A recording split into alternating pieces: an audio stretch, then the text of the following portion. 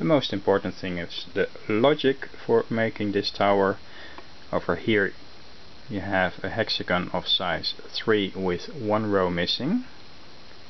Here it's made with hexagons of size 4, 1 row missing, and size 5, 1 row missing, and this continues as you go larger. Same with the rings, 3 rings, 4 rings, and 5 rings, and so on. So with size 3 hexagon you get 3 rings, size 4 hexagon 4 rings, and the size of the rings is determined by the bottom. Over here you have 4 on a row, 3 times 4 is 12, so you have 12 magnets over here, 15 over here, and 18 over here, because here you have 6 on a row. Now the top section is made with 3 rows of 9 rings of 9. On top there are 2 rings of 6, and the top one has been squeezed into a triangle. This goes on top here. Now over here you can see a diamond with size 3. The bottom of this diamond should go in between here. This is an easy connection, and as you go connections become more difficult. In between here there should be a magnet.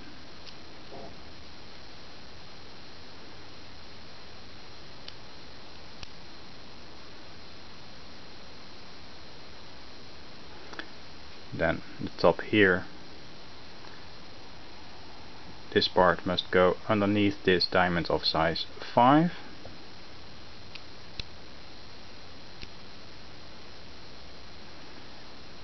This is still easy.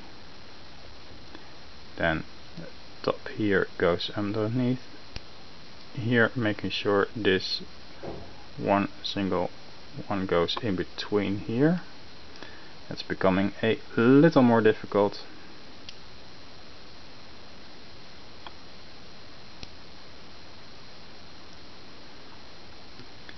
And once you make these really big ones, it's better to break them open and go one by one. This one should connect next to the bottom of the diamond over here.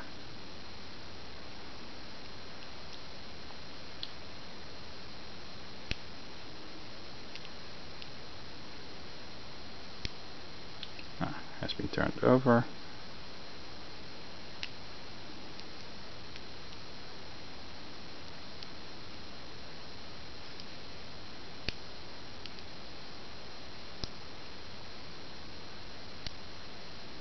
So that's how to make those connections, and before to allow this to close, it's better to put this ring here,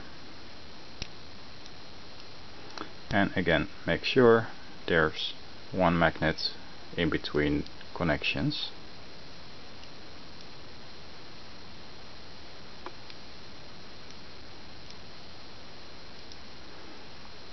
And do the same with the bigger ones too.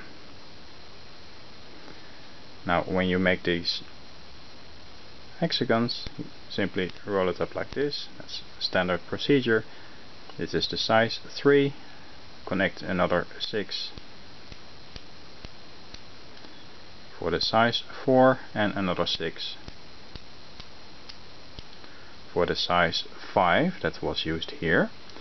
Now to make a complete hexagon of 5 is necessary for the bottom reinforcement over here.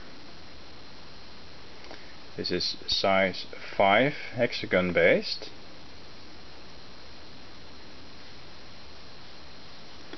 With 2 layers on this one, on this side, and on the other side also 2 layers.